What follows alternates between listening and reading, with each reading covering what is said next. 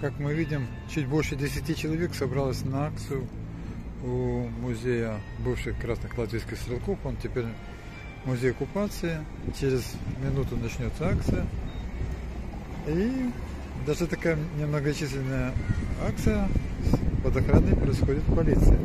Ну, посмотрим, что будет дальше.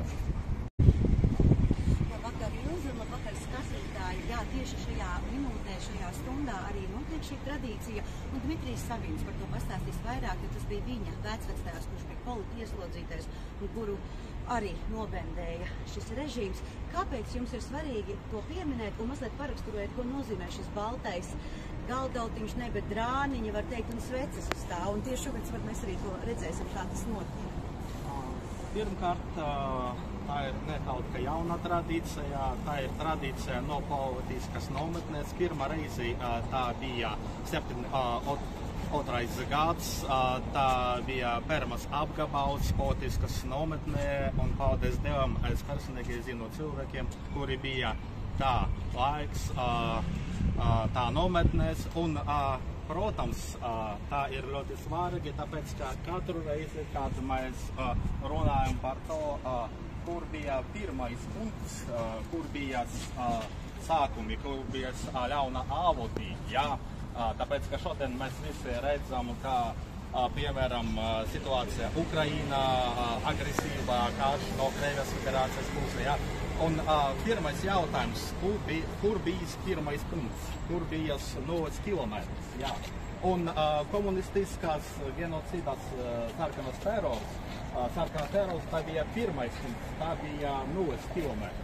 Un ļoti svarīgi, ka šodien mēs varam par to runāt, ka šeit pieminēts ir, un protams, šobrīd Krievijā tā bezcerības, šobrīd Krievijā mēs visi redzam, ka ir reālā neopadomju režīms, politiskas režīms, tā ir reālā padomju teroristiska sistēma mantojums. Ja?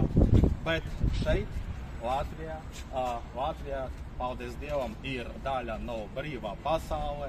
Mēs varam bez kaut kas problēmas runāt par to, un tā ir ļoti svarīgi. Tāpēc, ka pret cilvēku sistēmā, kurai pirmais punkts, kurai pamatā bija nodibināta 18.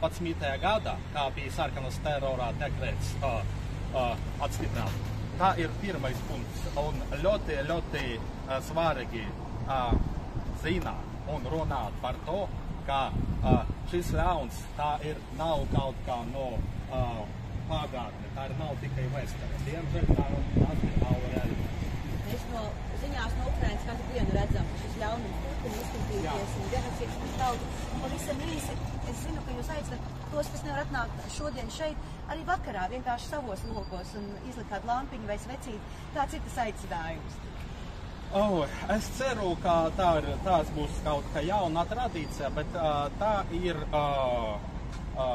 kā visiem cilvēkiem mēs visi varam, tā ir simboli, kā mūsu atmiņas. Jā. Mūsu piemiņa un atmiņas, tad šogad katrs ir aicināts no 9 līdz 10 arī savā logā kādu lampiņu vai svecīti, lai vienkārši pieminētu tos, kas ir cietuši, kas ir notiesāti bez tiesas, kas ir nošauti bez sprieduma un turēt īkšķus par Ukraiņu tautu un par ātrā uzvaru. Paldies, tas šeit no vēstures kaktīls viss. Mēs atgriežamies studijā.